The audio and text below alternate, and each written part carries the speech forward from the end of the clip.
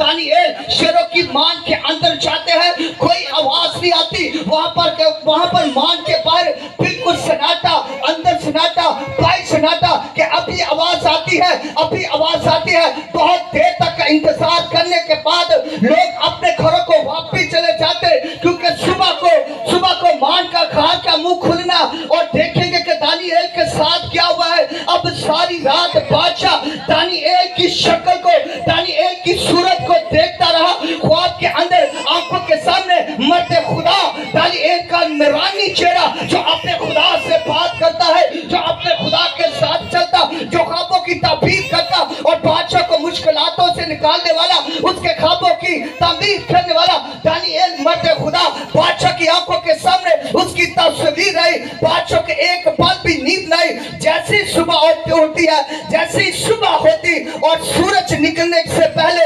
अभी थोड़ा सा ही रोशनी होती है, तो बादशाह भागकर अपने महल से निकलकर उस जगह पर पहुंच जाता है जहां पर दानिएल को खाक के अंदर डाला जाता है। और जैसे ही दानिएल के उस खाक के पास बादशाह पहुंचता और बादशाह आयशा से आवाज देता है, ए दानिएल मर्द खुदा, क्या तू जिंदा है? जैसे उसने आवाज दी तो खाक के अंदर से आवाज आता है, बादशाह सलामत, मैं जिंदा हूँ। मेरे खुदा ने, जैसे तुम लोगों ने मुझे मान के अंदर डाला, मेरे खुदा ने आसमान से फरिश्तों को भेजकर शेरों के मुंह को बंद करवा दिया।